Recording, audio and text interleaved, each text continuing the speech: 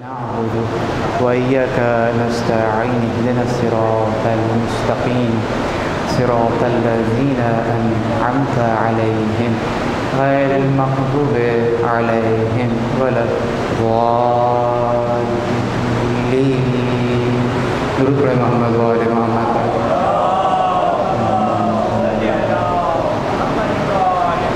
ایک سورہ فاتحہ کی اور التماس ہے سیدہ نجمہ حسن بنت سید ظفر حسنین کی بلندی درجات کے لیے. بسم اللہ الرحمن الرحیم. الحمدللہ رب العالمین الرحمن الرحیم مالک یوم الدین ایاک نعبد و ایاک نستعین اهدنا الصراط المستقیم صراط الذین انعمت علیہم غیر المغضوب علیہم ولا الضالین. درود پر محمد و آل محمد. اللہم صل علی محمد و آل محمد. ماشاءاللہ جتنے لوگ فرش اعضا پر تشریف فرما ہیں اس حساب سے درود کی آواز نہیں آ رہی ہے. بلند آواز میں درود پڑھ دیجیے. اللہم صل علی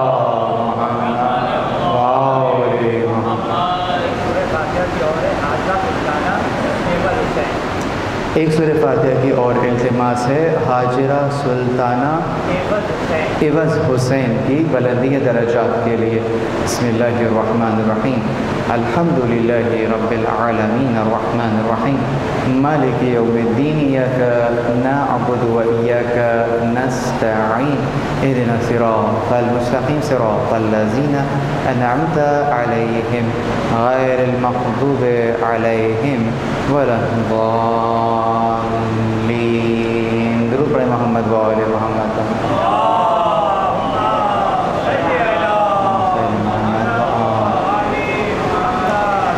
اعوذ باللہ من الشیطان الرجیم. بسم اللہ الرحمن الرحیم. الحمد للہ رب العالمین.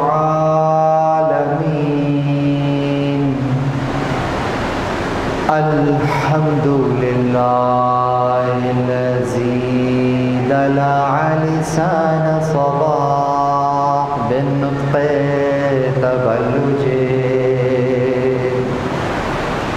وسرها قطع الليل المظلم بغياهب تلجلج واتقنا صنع الفلك الدبار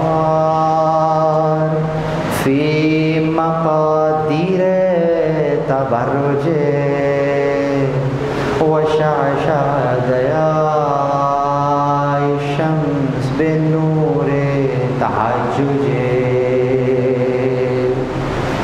الذي دل على ذاته بذاته وتنزه عن مجانسة مخلوقاته وجل عن ملائمته كيفياته الذي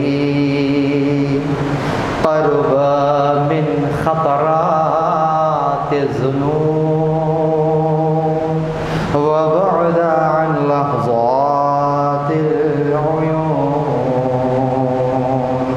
وعلم بما كان قبل أن يكون. ثم الصلاة والسلام والتحية والإكرام على رسول الثقلين رحمة للمشرقين والمغربين جد الحسن والحسين سيدنا ومولانا بالقاسم محمد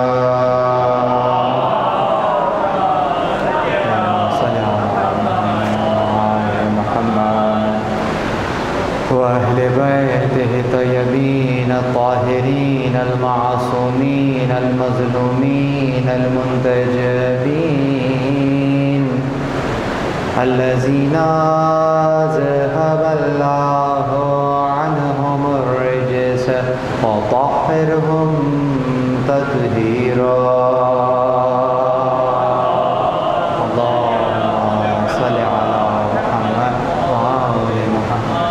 ولعنة الله على أعدائهم من يوم عداوتهم إلى قيام يوم الدين. أما بعد، قال الله سبحانه وتعالى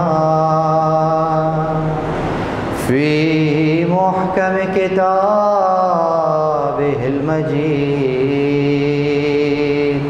وفرقانه الحميد. بسم الله الرحمن الرحيم.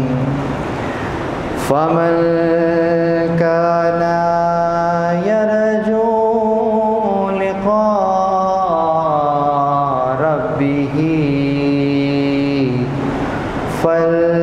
فليعمل عملا صالحا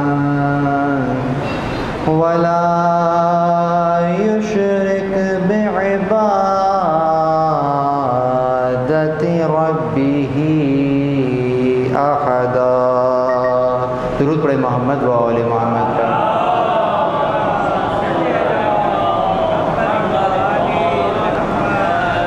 عزیزان گرامی قدر، الحمدللہ الذی جعلنا من المتمسکین بالقرآن الکریم وبولایت امیر المؤمنین وائمۃ المعصومین علیہم السلام. درود پڑھیں محمد و آل محمد.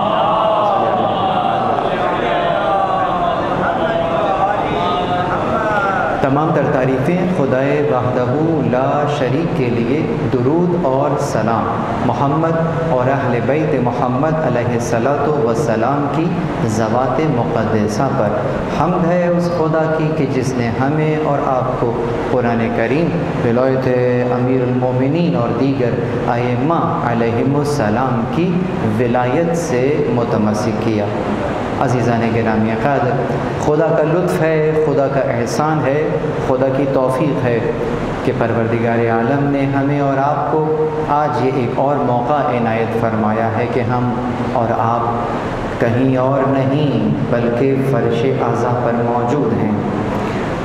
اور نہ فقط یہ کہ اپنے لیے بلکہ اپنی گزشتہ اموات کے لیے، اور نہ فقط یہ کہ اپنی گزشتہ اموات کے لیے بلکہ ان ارواح کے لیے بھی جو ابھی اس دار اسفل میں آئیں بھی نہیں ہیں، رزق سمیٹ رہے ہیں. اور جو رزق ہم اور آپ اس فرش عزا سے لے رہے ہیں، یہ وہی رزق ہے جو کہ ختم ہونے والا رزق نہیں ہے، باقی رہنے والا رزق ہے. یہ وہ رزق ہے کہ جس پر آپ کے اور ہمارے کمال کا انحصار ہے. یہ وہ رزق ہے کہ جس کے سائے میں پروردگار عالم نے جو آپ کو اور ہم پر جو تکالیف شرعیہ جو دی ہیں، یقیناً اس کے لیے یہ رزق کیا معنی رکھتا ہے. اس رزق کے ملنے کے بعد آپ اور ہم اپنے اس مقام کو پا سکتے ہیں کہ جہاں پروردگار ہمیں دیکھنا چاہتا ہے. تو اس اعتبار سے اگر اس رزق کو دیکھا جائے تو جو آپ کی اور میری تکلیف کا ہدف ہے اور جو آپ کی اور میری تخلیق کا ہدف ہے، وہ وہی لقاء ربہ، وہی لقاء اللہ ہے، وہی خدا سے قرب حاصل کرنا ہے، اس کی معرفت حاصل کرنا ہے. تو یہ فرش عزا سے ملنے والا رزق ہماری اور آپ کی معرفت ہی میں تو اضافہ کرتا ہے اور کیا کرتا ہے. یہ رزق آپ کو اور ہمیں قرآن اور اہل بیت سے نزدیک ہی تو لے آتا ہے اور کیا کرتا ہے. یقیناً اگر یہ کام یہ رزق کر رہا ہے، واقعتاً اپنی افادیت، اپنی تاثیر اس انداز سے دکھا رہا ہے، تو پھر واقعتاً یقیناً ہم اور آپ اس وقت اس جگہ بیٹھے ہوئے ہیں، آنے اور جانے کے بعد درمیان میں جو وقت گزر رہا ہے اس میں یقیناً آپ کا اور ہمارا درجہ بلند ہو رہا ہوگا. عموماً ایصال ثواب کی مجالس سے جب خطاب کرنے کا موقع ملتا ہے تو اپنے تمام مطالب کو بعد میں رکھتے ہوئے پہلے مقدماتی بحث یہی کیا کرتا ہوں کہ وہ جو ذہن میں تصور ہوتا ہے نا کہ جناب ایصال ثواب کے عنوان سے منعقد مجلس ہے تو کس کے ایصال ثواب؟ بلندی درجات کے لیے مجلس ہے، کہاں مرحوم یا مرحومہ کے بلندی درجات کے لیے مجلس کو رکھا گیا ہے۔ اگرچہ بات بالکل ٹھیک ہے، یقیناً درجات کی بلندی کے لیے ہے، لیکن یہ آدھا تصور ہے۔ پورا تصور کیا ہے؟ پورا تصور یہ ہے کہ جس مقصد کے لیے آپ اور میں یہاں جمع ہو گئے ہیں، جو آیات سن رہے ہیں، جو روایات سن رہے ہیں، جو ان کے معانی اور مفاہیم پر ہماری اور آپ کی نظر ہو رہی ہے، اور ان معانی اور مفاہیم کو ہم اپنے نفس میں جذب کر رہے ہیں، اس جذب کرنے کے بعد یقیناً آپ اور میں وہ نہیں رہیں گے جو آنے سے پہلے تھے، اور اب یہ جو میں نے اس کے مطالب کو جذب کر لیا ہے تو یقیناً اس کے نتیجے میں خود میرا درجہ بلند ہو جائے گا۔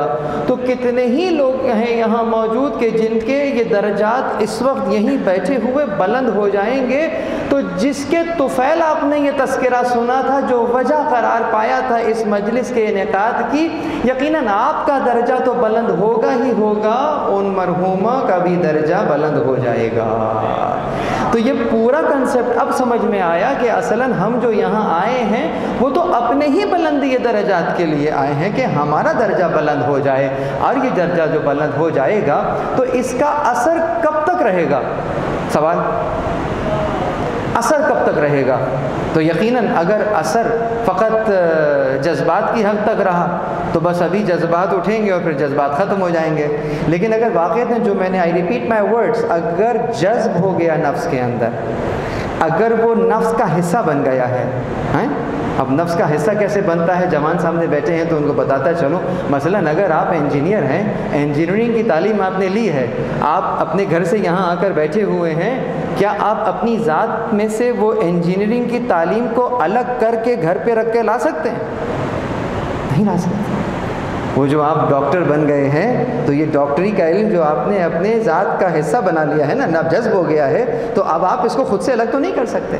یقیناً اگر کسی حقیقت کو اس انداز سے اپنے قلب پر اتار لیا جائے، اب اس حقیقت سے اتنا جڑ جایا جائے تو آپ اس کو خود سے جدا نہیں کر سکتے۔ جب آپ خود سے جدا نہیں کر سکتے، اس کا مطلب یہ ہوا کہ ان معانی اور مفاہیم کو اپنے نفس پر وارد کرنے کے بعد اس کا اثر نہ فقط یہ کہ آپ کی زندگی میں سفر کرتا رہے گا، بلکہ اس اثر کو لے کر جو آپ آنے والی نسل کی تربیت کر رہے ہوں گے تو یہ اثر ان نسلوں میں بھی منتقل ہو جائے گا۔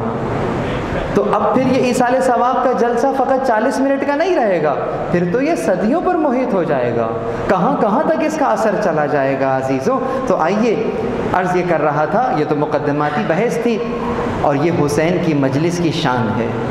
یقیناً ایصال ثواب میں فرش اسی انداز سے بچھایا ہے کہ مرحومہ کی برسی ہے، اور یا کسی مرحوم کا جو ہے جناب 40واں ہے یا سوئم ہے، لیکن تذکرہ ان کا نہیں ہوتا، تذکرہ تو زہرا کے لال کا ہوتا ہے، تذکرہ تو غریب زہرا کا ہوتا ہے، مجلس تو انہی کی ہوتی ہے۔ کیوں؟ ریان بن شبیب سے یہی کہا تھا نا، ابن شبیب ان کنت باکیا لشیء فابکی للحسین ابن علی ابن ابی طالب، اگر تم کسی چیز پر رونا چاہو تو اس شے پر، دنیا تمہیں کسی چیز پر رلا رہی ہے، کوئی غم لاحق ہو گیا ہے، اس پر نہ رونا، حسین پر رونا۔ تو یہ یقیناً ثقافت ہے، یہ ہمارا یقیناً ہمارا امتیاز ہے کہ ہم اپنے مرحوم کے لیے نہیں، زہرا کے لال کے لیے فرش بچھاتے ہیں۔ تو یقیناً فرش عزا بچ گیا، مجلس برپا ہونے لگی، لیکن یہ کیا ہوا کہ مجلس کی ابتدا، جو کہ امام حسین علیہ السلام کی مجلس ہے، لیکن مجلس کی ابتدا میں امام حسین کا نام نہیں آیا، مجلس تو قرآن کی آیت کی تلاوت سے شروع ہوئی ہے۔ یعنی کہ جب ہم نے حسین علیہ السلام کا تذکرہ کرنا چاہا تو زبان پر قرآن کی آیات جاری ہو گئی۔ یہ دیکھیے کس قدر حسین امتزاج ہے، اور جب ہم نے مجلس قرآن کی آیت سے بات شروع ہوئی، آیات پڑھنا شروع کی، اب ادھر آیات پڑھ رہے ہیں کہ جب تفسیر میں گئے تو تفسیر سے وہیں گھوم کر پھر اہل بیت کی طرف آ گئے۔ یعنی کہ جب ہم نے قرآن کی طرف اہل بیت کی طرف گئے تو انہوں نے قرآن سامنے کر دیا، قرآن کی طرف گئے انہوں نے اہل بیت کو سامنے کر دیا، کیونکہ آقا نے کہا تھا کہ یہ دونوں ساتھ ساتھ ہیں۔ بہت توجہ۔ تو بس اب یہیں سے دیکھ لیجئے، یہ مجلس مرقع ہے اس چیز کا کہ حسین اور قرآن کتنا ساتھ ساتھ ہیں۔ تم حسین کا نام لینا چاہتے ہو، حسین کا نام بعد میں آتا ہے، پہلے تو زبان پر قرآن جاری ہو جاتا ہے۔ یہی چیز سید الشہداء نے نیزے کی نوک پر سمجھائی کہ تم ہمارے سر اور بدن میں جدائی ڈال سکتے ہو، لیکن حسین اور قرآن کو جدا نہیں کر سکتے۔ درود پڑھ دیجئے محمد والے محمد پر۔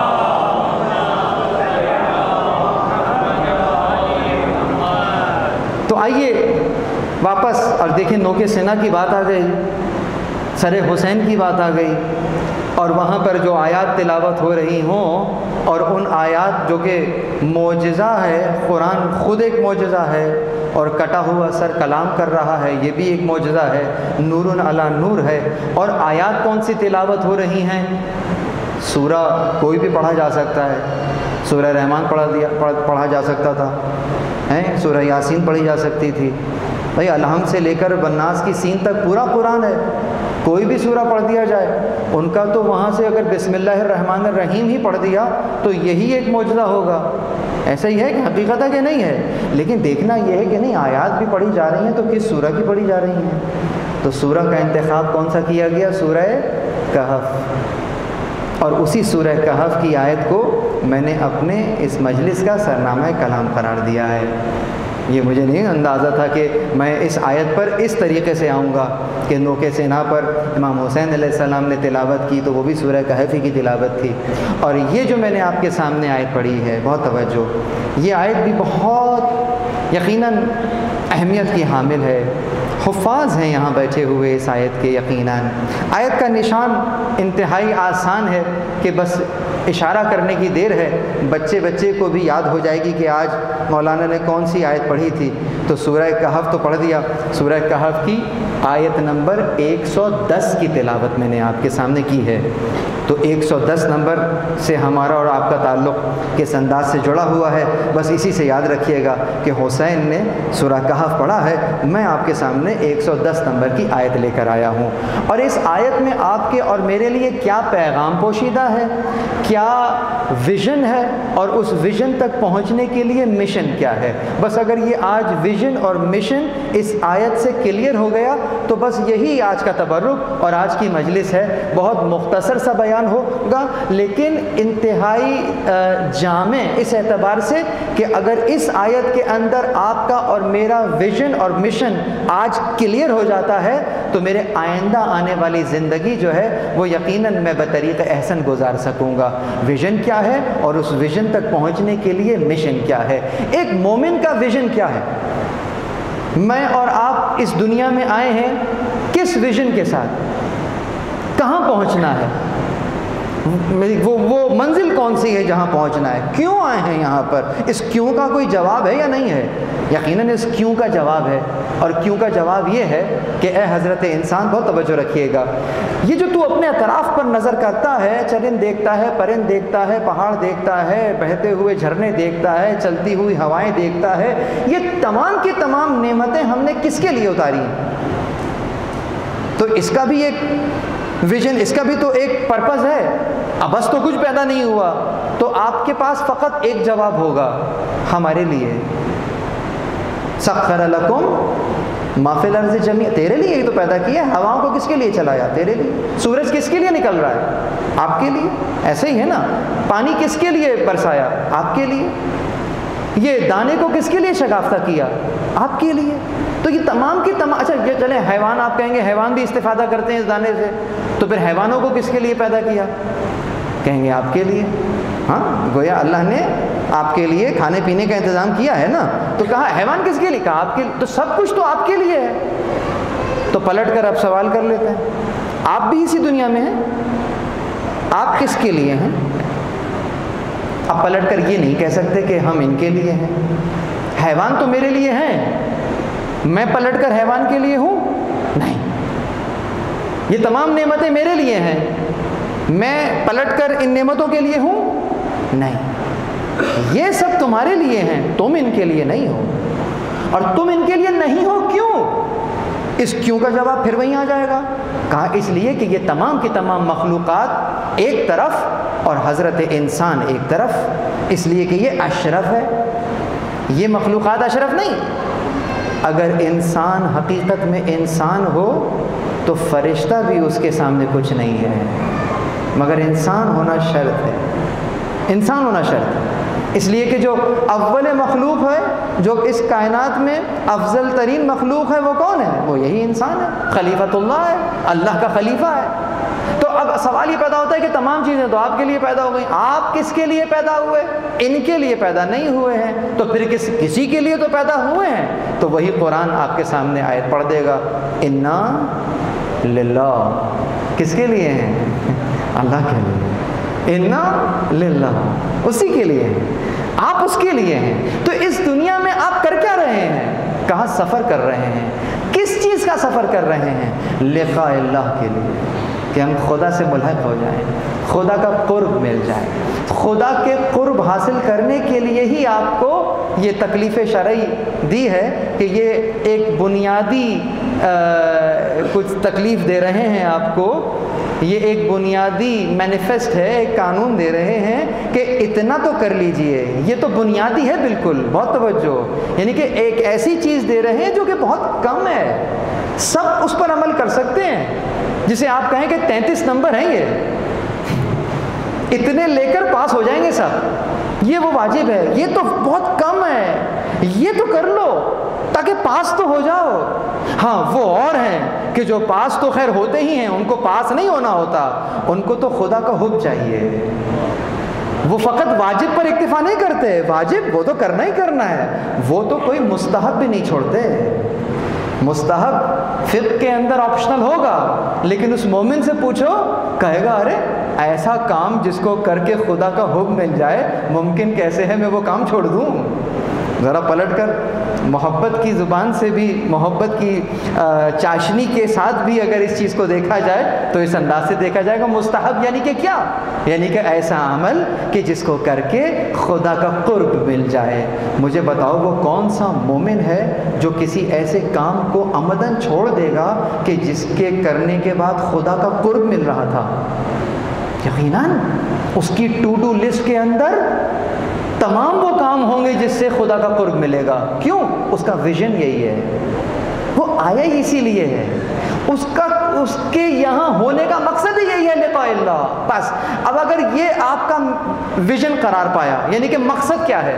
مقصد یہ ہے خدا، مقصد لقاء اللہ ہے، سمجھ میں آ گیا، تو دس is what we call vision, یہ ہمارا ویژن ہونا چاہیے۔ ہماری منزل کیا ہے؟ خدا ہماری منزل ہے۔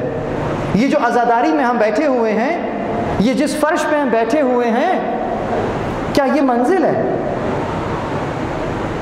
سوچئے، تفکر کیجئے، میں رک جاتا ہوں تھوڑی دیر، کیا یہ منزل ہے؟ نہیں، منزل نہیں، راستہ ہے، یہ تو راستہ ہے۔ کہاں کا راستہ ہے؟ کہاں جا رہا ہے یہ راستہ؟ کہا وہیں جا رہا ہے جہاں ہم سب نے جانا ہے۔ وہ راستہ کیا ہے؟ کہاں لے کر جائے گا؟ کہا خدا تک لے جائے گا، لقاء اللہ۔ پھر وہیں پلٹ گیا، نماز پڑھ رہے ہیں، نماز منزل ہے؟ نہیں، تو راستہ ہے۔ کہاں لے کے جائے گا راستہ؟ کہا خدا تک لے جائے گا۔ اس کا مطلب یہ ہوا کہ الٹیمیٹ منزل، یعنی کہ یہ جو فرش عزا ہوا، یہ تو راستہ ہوا، یہ تو ذریعہ ہوا، یہ وسیلہ ہوا، اور تمام وسیلوں سے بڑھ کر وسیلہ ہوا۔ یعنی محبت کا اظہار اس سے بہتر انداز میں ہو نہیں سکتا۔ محبت اور مودت دو الگ الگ چیزیں ہیں، کیا فرق ہے؟ ابھی زبان پر بات آ گئی ہے تو کہتا چلوں، یعنی کہ محبت اہل بیت علیہ السلام کی محبت واجب ہے، حدیث ثقلین گواہ ہے، حدیث ثقلین، حدیث سفینہ نوح، یہ تمام کی تمام احادیث آپ کے ذہنوں میں ہیں۔ یہاں تک کہ اگر قرآن کہہ رہا ہے اطیعوا اللہ و اطیعوا الرسول، تو یقیناً ان کی اطاعت واجب ہے، اور نہ فقط اطاعت واجب ہے، دوسری طرف سے کہہ رہے ہیں قل لا اسألکم علیہ اجرا الا المودۃ فی القربى، میں تو کچھ چاہتا ہی نہیں ہوں تم سے، ایک ہی سوال کر رہا ہوں، میرے قرابت داروں سے مودت کرو۔ کیا کرو؟ مودت کرو، محبت، مودت۔ فرق ہے. کیا فرق ہے؟ محبت ایک کلی حکم ہے، محبت کرو. ہم محبت کرتے ہیں، یقیناً محبت کرتے ہیں.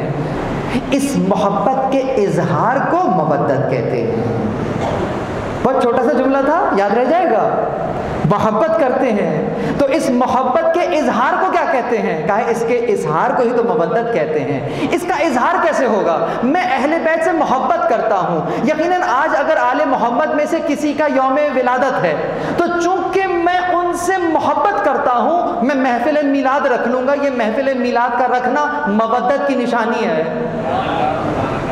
آج کسی کی شہادت آ گئی ہے تو یقیناً آج کا دن میرے لیے بہت مجھ پر شاق ہوگا. میں مغموم ہوں. کیوں؟ میں جس سے محبت کرتا ہوں آج اسے بے دردی سے شہید کر دیا تھا. تو میں کیا کروں گا؟ میں کوئی عمل انجام دوں گا تو میں فرش عزا بچھا دوں گا، مجلس کروں گا، میں ماتم کروں گا، میں لباس عزا پہن لوں گا. یہ اظہار کیا ہے؟ محبت کا اظہار ہے. یہی مودت ہے. تو یہ عزاداری، اس سے بڑھ کر مودت کیا ہو سکتی ہے؟ اجر رسالت اس عزاداری سے بڑھ کر کیا ہو سکتا ہے؟ یقیناً یہ اجر رسالت ہے جو عزاداری کے ذریعے سے آپ اور میں رسول اللہ کو دے رہے ہیں، جس کا آپ نے سوال کیا تھا. تو یقیناً مشن ویژن کیا سمجھ میں آیا؟ کہا ویژن تو وہی تھا، لقاء اللہ، لیکن اب وہاں تک پہنچنے کے لیے مشن کیا قرار پائے گا؟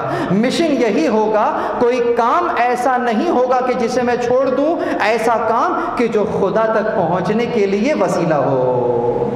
یہ میرا مشن قرار پائے گا. تو بس اس 110 نمبر کی آیت میں مومنین کا ویژن اور مومنین کا ویژن بتایا گیا ہے. کیا کہا فمن کان یرجو لقاء ربہ، کہ پس جو یہ چاہتا ہے، جس کا ویژن یہ ہے کہ وہ لے لقاء ربہ، کہ اپنے رب کی طرف اس کا لقاء لے لے، اس کا قرب لے لے، اس کے قربت لے لے. آپ تو نماز بھی پڑھتے ہیں نا، تو نماز تو بعد میں شروع ہوتی ہے، نیت کے وقت کہتے کیا ہو؟ قربتاً. یہ تمام کام ہو کس کے لیے رہے ہیں؟ قربتاً الی اللہ. یہی تو نیت ہے آپ کی. آپ کی نیت کیا ہے؟ نیت قربتاً الی اللہ ہے. لیکن دیکھو جب کہہ رہے ہو نا کہ قربتاً الی اللہ، اگر تو واقعتاً سمجھ کے کہہ رہے ہیں قربتاً الی اللہ، بہت بڑی بات کہہ رہے ہیں. لیکن اگر یوں ہی پریکٹس میں ہیں، معلوم بھی نہیں کہہ کیا رہے ہیں، خدا معلوم خدا کو کہہ رہے ہیں یا کسی دیوار کو کہہ رہے ہیں کہ جواب تو وہاں سے کچھ آنا نہیں ہے، ادھر کہہ دو یا ادھر کہہ دو، بس یوں ہی کہہ دیا قربتاً الی اللہ. اکثر لوگوں کو تو میں نے کہتے ہوئے سنا، وہ تو الی اللہ بھی نہیں کہہ رہے ہوتے، کہتے ہیں قربتاً الی اللہ. الی اللہ کا مطلب کیا ہے؟ الی اللہ کا مطلب یہ سوائے اللہ کے، مطلب قربتاً الی اللہ، اللہ کے سوا سب سے قریب ہونے کے لیے. بس صرف اللہ -1 فارمولا، بس اللہ کو مائنس کر دو، باقی سب کو پلس کر دو، یہ ہو جائے گا قربتاً الی اللہ. جبکہ ہونا کیا ہے؟ قربتاً الی اللہ. وہ جو ون ہے وہی ون ہے بس. ہاں، وہ کوئی سم ون نہیں ہے، ہی از دی اونلی ون جس کے لیے سارے کام ہو رہے ہیں. قربتاً الی اللہ.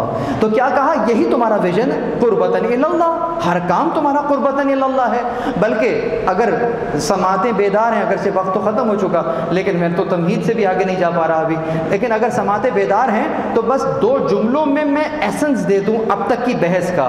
مومن کا کوئی کام 2 بریکٹس کے باہر ہوتا ہی نہیں ہے. بریکٹ نمبر 1 من اللہ، بریکٹ نمبر 2 الی اللہ. Bracket open, bracket close. بس جو کام ہوگا ود ان دا بریکٹ ہوگا. جو بھی ان 2 بریکٹس کے باہر ہے، مومن کا اس کام سے کوئی سروکاری نہیں ہے، وہ اس کی ٹو ڈو لسٹ میں ہی نہیں ہے. کیا؟ من اللہ الی اللہ. من اللہ مانی کیا؟ یعنی کہ جتنی نعمتیں تمہیں مل رہی ہیں، کہاں سے مل رہی ہیں؟ کہا خدا کی طرف سے مل رہی ہیں. اور تم ان نعمتوں سے جو واسطہ، جو رابطہ پیدا کر رہے ہو، کس کے لیے کر رہے ہو؟ کہا الی اللہ. یہ لسان کس نے دی؟ من اللہ. کس کے لیے بولے گی؟ الی اللہ. یہ آنکھ کس نے دی؟ من اللہ. کس کے لیے دیکھے گی؟ الی اللہ. تو ہر شے تو افعال تمہارے الی اللہ. اور آئے کہاں سے نعمتیں؟ کہا من اللہ. تو بس مومن کی زندگی من اللہ اور الی اللہ کے بریکٹس کے درمیان میں گزر رہی ہے. تو کیا کہا فمن کان یرجو, جو چاہتا ہے کہ خدا کا قرب لے لے, یہ اس کی امید ہے, یہ چاہت ہے. تو مشن کیا ہے؟ پس بلا فصل, دیر از نو گیپ. آپ کا اگر ویژن یہ ہے تو بغیر کسی گیپ کے ہم تمہیں راستہ بتاتے ہیں, تمہیں یہ ویژن کیسے ملے گا. کیا ویژن ہے؟ لقاء ربہ, ملے گا کیسے؟ کہا فل یعمل عملا صالحا, یہ ہے راستہ. ویژن کیا ہے؟ لقاء ربہ, ملے گا کیسے؟ عملا صالحا, صالح عمل سے مل جائے گا. اچھا اب یہاں پر آئے تو رک جاتی, بات کمپلیٹ ہو گئی. بھائی جس کو چاہیے لقاء اللہ, عمل صالح سے مل جائے گا, بریکٹ کلوز, فل اسٹاپ. دوسری آیت شروع. جی نہیں, نو, اتنا آسان نہیں ہے. کہہ تو دیا عمل صالح, لیکن پتہ نہیں تم عمل صالح سے کیا سمجھے. تم نے سمجھ لیا عمل صالح سے مراد ہے کسی کو صدقہ دے دیا, کسی کو سڑک پار کرا دی, یہ بھی عمل صالح تھا. تم نے کسی کے ساتھ بھلائی کر لی کسی بھی انداز کی, وقت کم ہے, تمام بھلائیاں ذہن میں لے آئیے. یہ تمام کی تمام بھلائیاں آپ نے کر دی, کس کے لیے؟ کہاں عمل صالح ہے.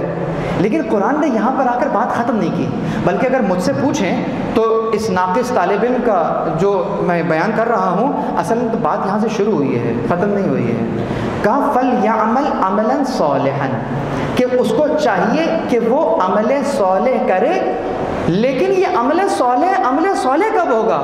کہا ولا یشرک بعبادت ربہ احدا, اپنے رب کے ساتھ کسی کو بھی عبادت میں شریک نہ کرنا. اس جملے کا یہاں سے تعلق کیا ہے؟ مومن سے بات ہو رہی ہے جو چاہتا ہے فمن کان یرجو لقاء ربہ, یقیناً مومن ہی چاہتا ہے, کافر تو نہیں چاہتا کہ خدا کا قرب ملے, مومن چاہتا ہے خدا کا قرب ملے. تو مومن خدا کا قرب لینا چاہتا ہے. ہم کہہ رہے ہیں عمل صالح کرو, یقیناً مومن عمل اور ایمان اور عمل کبھی جدا نہیں ہوتے, یہ تو انڈرسٹوڈ ہے. لیکن اس کے بعد ایک مومن کو پکڑ کر کہا جا رہا ہے کہ سنو, خدا کے ساتھ کسی کو شریک نہ کرنا. وہ کہے گا میں کوئی کافر تھوڑی ہوں, میں کوئی مشرک تھوڑی ہوں کہ مجھ سے یہ والی بات کہی جا رہی ہے. کیا ربط ہے عمل صالح کا شرک سے؟ کچھ تو ہے. بہت توجہ, شرک بہت بری بیماری ہے, اتنی خاموشی سے ہوتی ہے, کینسر سے زیادہ خطرناک, موذی, معلوم ہی نہیں چلتا کہ انسان بیمار ہو گیا, کوئی مطلب پتہ بھی نہیں چلا, بھٹک گیا. شرک ایسی چیز ہے. تو کیا کہا فلیعمل عملا صالحا, اور وہ کیا کرے؟ ولا یشرک, نہیں شریک کرے اپنے رب کے ساتھ کسی کو بھی. کیسے؟ بتاتا ہوں. آپ نے کیا کیا؟ آپ نے ایک مومن آپ کے پاس آیا اور اس نے کہا کہ میں تو پھنس گیا ہوں, یہ میرا کام ہے, اگر آپ میری مدد کر دیں گے تو یہ کام ہو جائے گا. آپ نے اس کی مدد کر دی, اور واقعتاً آپ کے علاوہ اس وقت کوئی مدد کر بھی نہیں سکتا تھا, پھنس گیا تھا مومن. وہ آپ نے اس کا کام کر دیا, کام ہو گیا, مومن اپنے گھر چلا گیا. آپ نے کہا اس کو دیکھو کیسا آدمی تھا, اتنا بڑا کام کر دیا, شکریہ تو کر دیتا. ولا یشرک بعبادت ربہ احدا. تم نے کام کس کے لیے کیا ہے؟ یہاں آپ سب لوگ یقیناً نوکری پیشہ افراد ہوں گے. آپ کا ایک امپلائر ہوگا, آپ اس کے امپلائی ہیں, 30 دن کام کرتے ہیں, آخر میں سیلری کس سے لیتے ہیں؟ امپلائر سے. کس سے سیلری لیتے ہیں؟ امپلائر سے. یہ کام تم نے کیا تھا, تمہارا امپلائر کون ہے؟ اگر تو کام اس کے لیے کیا تھا تو پھر خدا کے پاس کچھ نہیں ہے, اور اگر کام خدا کے لیے کیا تھا تو پھر سیلری وہیں سے لینا, ان سے کوئی ٹپ نہ مانگ لینا. یہ نہ کہنا کہ یہ بھی مجھے کچھ سرا دیں. اگر ان سے کہا کہ یہ سرا دیں تو اس کا مطلب عمل تو کیا تھا, صالح عمل نہیں کیا تھا. صالح عمل وہ ہے جو تمہیں وہاں تک پہنچا دے گا. وقت میرے پاس تمام ہو گیا, آگے چلیے بس 2-3 باتیں اور کر لوں. پتہ کیسے چلے کہ کون سا عمل صالح ہے؟ پتہ چلا عمل تو کر رہے ہیں لیکن اس کے اندر دامن پھیلایا ہوا ہے, بہت ساری نیکیاں جمع ہو رہی ہیں, نیکیوں پہ نیکیاں آ رہی ہیں, لیکن دامن میں چھید ہوا ہے, سوراخ ہوئے میں گرتا چلا جا رہا ہے. جو آ رہا ہے گر رہا ہے, جو آ رہا ہے گر رہا ہے. ارے پہلے چھید تو بند کرو, پہلے چھید بند کرو. اور دوسرے درجے میں جو دامن پھیلایا ہوا ہے اور کہہ رہے ہو اتنا سارا کچھ دے دیجئے، دامن پر تو دیکھو، جتنا دامن پھیلاؤ گے اتنا ہی ملے گا، دامن کو تو پھیلاؤ۔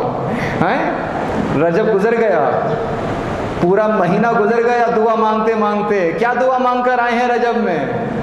اگر واقعتاً پھر کہوں گا متوجہ ہو کے مانگی تھی تو بہت بڑی چیز مانگی تھی۔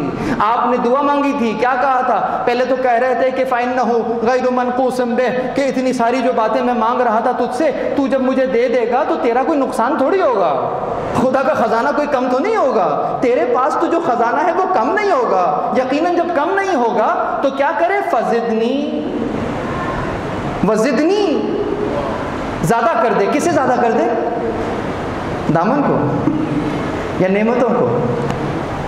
کسے زیادہ کر دے؟ نعمت کو زیادہ کر دے۔ وزدنی، کیا زیادہ ہوا ہے؟ نعمتیں زیادہ کر دے۔ یہ گلاس رکھا ہوا ہے، اس میں پانی ڈالنا شروع کر دیتا ہوں، جتنی ظرفیت ہے اتنا پانی تو آئے گا، اس کے بعد پورا دریا بھی انڈیل دو نا تو پانی باہر چھلک جائے گا۔ تم کیا مانگ رہے تھے؟ بہت زیادہ پانی دے دے۔ ارے بہت زیادہ پانی تو دے دیں گے، ظرفیت کتنی ہے؟ پانی تو بہت ہے وہاں، لیکن یہ بتاؤ ظرفیت کتنی ہے؟ تو آپ نے خدا سے بہت پانی نہیں مانگا، وہاں سے آپ نے کہا وہ زدنی، مجھے بڑھا دے، مجھے بلند کر دے، مجھے بڑھا دے۔ جب میری ظرفیت بڑھ جائے گی وہاں کمی نہیں ہے، کمی تو یہی تھی۔ ایسی چیز مانگی ہے آپ نے رجب میں، اور شعبان میں بیٹھے ہوئے ہیں اب یقیناً۔ تو کیا کہا یقیناً یعمل عملاً صالح عمل کرو، جو اجر مانگو وہ خدا کے غیر سے نہ مانگنا۔ اگر خدا کے غیر سے اجر مانگ رہے ہوگے تو یقیناً عمل تو اچھا کیا ہوگا لیکن صالح عمل میں نہیں آئے گا۔ مسجد بنوا دی بہت بڑی، وضو خانہ بنوا دیا، ہاسپٹل بنوا دیا، کیوں؟ میرے فلاں کا نام لکھا ہوگا، میں نے اپنے نام پہ رکھا ہے تاکہ میرا نام ہو جائے، لوگ جو ہے مجھے اس نام سے یاد کیا کریں گے کہ انہوں نے ہاسپٹل بنوا دیا تھا۔ حقیقت ہے، تو کیا کہیں گے؟ کس کے لیے کیا تھا؟ لوگوں میں میرا نام ہو جائے۔ جب وہاں پہنچیں گے نام اعمال سامنے آئے گا، سب کچھ تو ہوگا، ہاسپٹل نظر نہیں آ رہا ہوگا، کہیں گے وہ ہاسپٹل کہاں گیا جو میں نے بنوایا تھا؟ کہا کس کے لیے بنوایا تھا؟ لوگوں کے لیے بنوایا تھا کہ نام ہو جائے گا۔ جواب آئے گا نام ہو گیا، جن کے لیے بنوایا تھا نام ہو گیا تھا، ہاں نام تو ہو گیا تھا۔ کہا بس جس کے لیے بنایا تھا ہم نے تمہارا نام وہاں پہ کر دیا، اب یہاں پر تمہارے لیے کچھ نہیں۔ ہاں ہمارے لیے بنایا ہوتا ہم تمہیں یہاں اجر دیتے۔ عمل صالح، آئیے اہل بیت کے دروازے پہ چلیں اور جا کے دیکھیں عمل صالح کیا ہے۔ زہرا کے گھر میں دیکھیں عمل صالح کیا ہے۔ وَيُطْعِمُونَ الطَّعَامَ عَلَى حُبِّهِ مِسْكِينًا وَيَتِيمًا وَأَسِيرًا، وہ کھلا رہے ہیں کھانا اس کی محبت میں، عَلَى حُبِّهِ مِسْكِينًا وَيَتِيمًا وَأَسِيرًا إِنَّمَا نُطْعِمُكُمْ لِوَجْهِ اللَّهِ لَا نُرِيدُ مِنْكُمْ جَزَاءً وَلَا شَكُورًا۔ عمل صالح سمجھ میں آ گیا؟ یعنی عمل صالح کون سا عمل ہوا؟ پہلے درجے میں تو کہا کہ وہ جو کھلا رہے ہیں یطعمون، وہ اس کی محبت میں کھلا رہے ہیں، تم سے تو کچھ نہیں چاہ رہے، اور کہتے ہیں انما نطعمکم، ہم تم سب کو کھلا رہے ہیں، لا نريد منکم جزاء ولا شکورا۔ بزرگ تشریف فرما ہے، ان کو تو سبق سنا رہا ہوں، جوانوں سے پوچھو واقعہ یاد ہے؟ واقعہ یاد ہے نا؟ یتیم، پہلے وَيُطْعِمُونَ الطَّعَامَ عَلَى حُبِّهِ مِسْكِينًا وَيَتِيمًا وَأَسِيرًا، مسکین، یتیم، اسیر۔ یہ بتائیے یہ تینوں ایک دن آئے تھے یا الگ الگ آئے تھے؟ الگ الگ آئے تھے، نہیں آئے تھے۔ پہلے دن کون آیا؟ مسکین، پھر دوسرے دن کون آیا؟ یتیم، تیسرے دن کون آیا؟ اسیر۔ دروازے پر ایک شخص آیا ہے، ایک شخص، at a time, one at a time. اور اہل بیت نے کیا کیا؟ روٹیاں اٹھائیں، دے دی۔ آیت کیا کہہ رہی ہے؟ انما نطعمکم لوجہ اللہ۔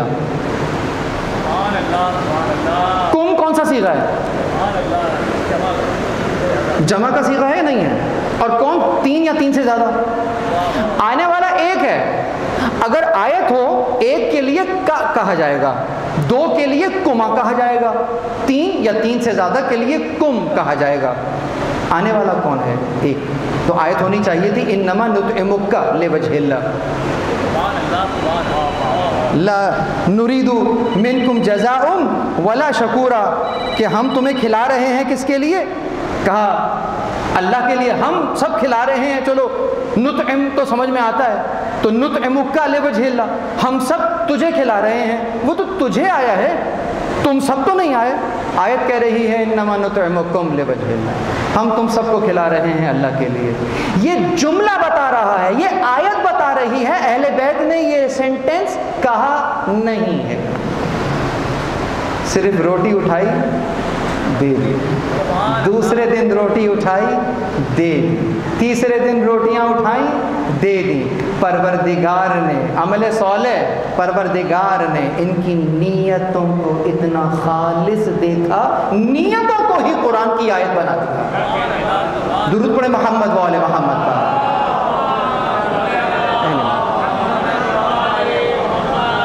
اہل بیت علیہ السلام کی نیتیں، یہ نیتیں اتنی خالص ہیں، اس قدر خالص نیتیں ہیں، قرآن کی آیت بن گئی ہیں۔ انما نطعمکم لوجہ اللہ لا نريد منکم جزاء ولا شکورا، یقیناً نیت تو تھی کہ تم سے جزا نہیں چاہتے، تم سے شکریہ نہیں چاہتے۔ وہ جو علیم بذات الصدور ہے، وہ جو سینوں میں چھپے رازوں کو جانتا ہے، اہل بیت کے سینوں میں چھپے رازوں سے آشنا ہے، وہ یہ دیکھ رہا ہے کہ تم ان سے تو نہ جزا چاہتے ہو نہ شکریہ چاہتے ہو، ہم سمجھ گئے کہ کس سے جزا چاہتے ہو، کس سے شکریہ چاہتے ہو، لو ہم ہی تمہیں اس کی جزا بھی دے رہے ہیں، اور وہ کان سعیکم مشکورا، تمہاری سعی بھی قابل تشکر ہے۔ درود پڑھے محمد و آل محمد پر۔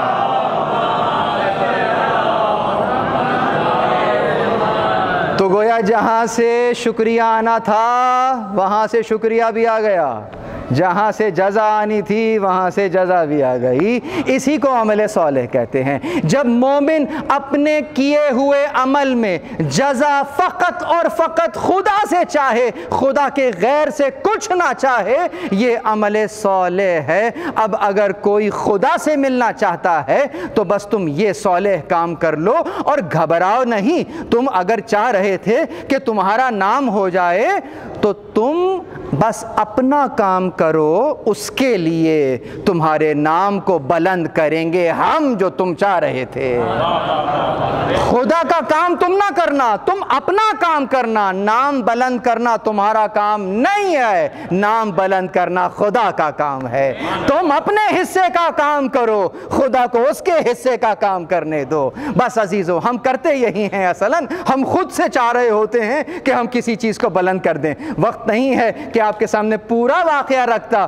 خصال میں شیخ صدوق کی کتاب کے اندر یہ روایت ہے، طویل ہے، لیکن بس اس کا ایک ٹکڑا بھی نہیں پورا پڑھ سکوں گا۔ بس اتنا کہوں گا، بنی اسرائیل کے انبیاء میں سے ایک نبی نے خواب دیکھا، اور کیا خواب دیکھا؟ خواب طویل ہے، 5 کام کہے تھے ان کو کرنے کے لیے۔ ایک کام یہی کہا تھا کہ بھائی ہم 5 کام تم سے کہہ رہے ہیں، کل جب گھر سے نکلیے گا تو یہ کام کر لیجئے گا۔ اس میں پہلا کام کیا تھا؟ کہا پہلا کام یہ ہے کہ جو چیز نظر آئے کھا جائیے گا، جو بھی نظر آئے کھا لیجئے گا۔ اور پھر کہا اس کے بعد جو چیز ملے دفنا دیجئے گا۔ اب پوری روایت نہیں پڑھ سکتا، اتنا ہی رہوں۔ تو دوسرے دن صبح ہوئی، جیسے ہی گھر سے نکلے، اچھا گھر سے تو اپنے ہی گھر سے نکلے ہیں نا، دیکھا سامنے اتنا بڑا پہاڑ۔ یہ پہاڑ کہاں سے آ گیا؟ اتنا بڑا پہاڑ ہے۔ کیا کہا تھا پروردگار نے؟ کھا جائیے گا۔ اتنا بڑا پہاڑ، نظر اسی پہ پڑی ہے، پہلی چیز اسی کو دیکھا ہے، کیسے کھاؤں گا؟ اب وہ یہ نہیں دیکھ رہے کہ کیسے کھاؤں گا، پروردگار نے کہا ہے کھا جانا تو کھا جاؤں گا، تم اپنے حصے کا کام کرو۔ یہ مت سوچو کہ وہ کیا ہے، تم اپنے حصے کا کام تو کرو۔ کیا کہا؟ پہاڑ کی طرف چلنا شروع کر دیا۔ جیسے جیسے چلتے گئے پہاڑ چھوٹا ہوتا گیا، چھوٹا ہوتا گیا، یہاں تک کہ جب بالکل قریب پہنچ گئے تو ننھا سا کپ کیک رکھا ہوا تھا، جسے آپ کپ کیک کہتے ہیں۔ اٹھایا، 1 بائٹ کپ کیک تھا، کھا لیا، اتنا شیریں، اتنا میٹھا، اس کا تو لذت ذائقہ نہیں بھول پا رہے کہ ایسی کیا چیز تھی۔ پھر ابھی ذائقہ زبان پہ ہے، سوچ ہی رہے تھے کہ یہ ہوا کیا۔ ذرا چلے تھے آگے، کیا کہا تھا؟ جو ملے دفنا دینا۔ سونا اور چاندی پڑے ہوئے ہیں، جواہرات پڑے ہوئے ہیں، اٹھایا دفنا دیا، اٹھایا دفنا دیا۔ ہاں، تیسرا کام بھی کہا تھا، اس سے ریلیٹڈ ہے، کہہ دیتا ہوں۔ کہا تیسرا کام یہ تھا کہ اس کے بعد جو چیز نظر آئے تو اس کو دیکھ کے بھاگ جانا، رکنا نہیں وہاں پر۔ تو تو انہوں نے کیا کیا، وہ سونا چاندی ملا تھا دفنا دیا، جو ملے دفنا دینا۔ چل کر آگے گئے، پیچھے مڑ کے دیکھا تو وہ تو اور بلند ہو کے نظر آ رہا ہے۔ تو کیا کہا تھا، بھاگنا وہاں سے، پلٹ گئے۔ اب بات ختم ہو گئی، واپس آئیے، پروردگار سے پھر مکالمہ ہوا بات، تو یہ کیا کہا، سمجھے کیا تھا وہ؟ پھر پروردگار نے بیان کرنا شروع کیا، وہ جو پہاڑ آپ نے دیکھا تھا وہ کیا تھا، وہ غصہ تھا، وہ تمہارا غصہ تھا۔ پہاڑ جیسا لگتا ہے، کتنا شدید غصہ آیا ہے، یہ کر دوں گا وہ کر دوں گا۔ پروردگار کہہ رہے کھا جانا، پی جانا، کھا جانا۔ دیکھنے میں بڑا مشکل ہے کہ کیسے کنٹرول کروں گا، پہاڑ ہے، پروردگار کہہ رہا ہے کھا جاؤ، بس ارادہ کرو کپ کیک بن جائے گا۔ اور اب جو غصے کی مٹھاس پینے کے بعد معلوم ہوگی، کبھی بھلائی نہیں بھولے گی، کیونکہ اس کے لیے پیا ہے، اس کے لیے پیا ہے۔ یہ کیا تھا، غصہ تھا، کھا جاؤ یا پی جاؤ۔ دوسرا کیا تھا، وہ ہیرے جواہرات، وہ کیا تھا، کہا وہ تمہارا نیک عمل تھا، دفنا دو، دفناؤ، تم نیک عمل چھپا دو۔ پھر کیا ہوا، پلٹ کے دیکھا تو بھرنے لگا، وہ کہا تمہارا کیا کام تھا، دفنا دینا، ابھارنا ہمارا کام تھا۔ اب رکو نہیں، تمہیں سیلفی لینے کی ضرورت نہیں ہے چیک دیتے ہوئے، تمہیں راشن بانٹتے ہوئے پوسٹر لگانے کی ضرورت نہیں ہے، تمہیں بڑے بڑے بینر لگانے کی ضرورت نہیں ہے کہ اتنا کر دیا، یوں کر دیا، اور یہ ہو رہا ہے، اور ہم یوں کر رہے ہیں، یوں کر رہے ہیں۔ جو بہت چیخ چیخ کے بتا رہا ہوتا ہے، سمجھ جانا سیلفی، سمجھ جانا عمل صالح نہیں ہے۔ اور جو واقعتاً کر رہا ہوتا ہے، جس کو مل رہا ہوتا ہے، اس کو پتا ہے کس دروازے پہ جاؤں گا تو عزت بھی محفوظ رہ جائے گی، کام بھی ہو جائے گا۔ یقیناً اس کی جو عزت ہے، یقیناً وہ اس کے مرنے کے بعد تک رہتی ہے، فقط زندگی میں نہیں رہتی، ہاں، کیونکہ وہ بانٹ رہا ہے، وہ دے رہا ہے، کیا کچھ نہیں دے رہا۔ بس عزیزو، میں نے مختصر کیا، یہ ہے عمل صالح۔ تو ہم اپنے حصے کا کام کریں، تم اپنے حصے کا کام کرو۔ ایک بی بی نے ظالم کے قصر کے برابر میں ایک مختصر سا عمل صالح کیا تھا، اور وہ عمل صالح کیا تھا، وہ یہی فرش اعضاء ہے، جہاں سے بات کو شروع کیا وہیں ختم کر دیا، کہ وہ یہی مختصر سا عمل تھا جو عمل صالح ہے۔ 5 دن، 7 دن، 3 دن، روایات مختلف ہیں، کتنے دن بچھا وہ فرش؟ آج مجھے بتاؤ، دنیا کا کوئی گوشہ موجود ہے جہاں حسین کا فرش نہ بچھا ہو؟ یہ ہے عمل صالح۔ تم کام کرو، ہم اس کام کو بڑھا دیں گے، ہم اس کام ایسے بڑھائیں گے، یقیناً زمانہ آئے گا کہ جو پابندیاں لگائے گا، مٹانے والے خود مٹ جائیں گے، نہیں مٹ سکے گا تو حسین کا غم نہیں مٹ سکے گا۔ فرش اعضاء پر پابندی لگانے والے خود ختم ہو جائیں گے، نہیں رہ سکیں گے، لیکن رہے گا تو فرش حسین رہے گا۔ تم جن کو رونے نہیں دو گے، ان کو رونے نہیں دو گے، در و دیوار سے گریہ ہوگا، پتھر خون اگل لیں گے۔ تم کس کس کو روکو گے؟ پروردگار کا ارادہ ہے، گریہ ہوگا۔ آسمان نے 40 روز تک گریہ کیا۔ کہتے ہیں بیت المقدس میں بھی جس پتھر کو اٹھاتے تھے خون برآمد ہو جاتا تھا۔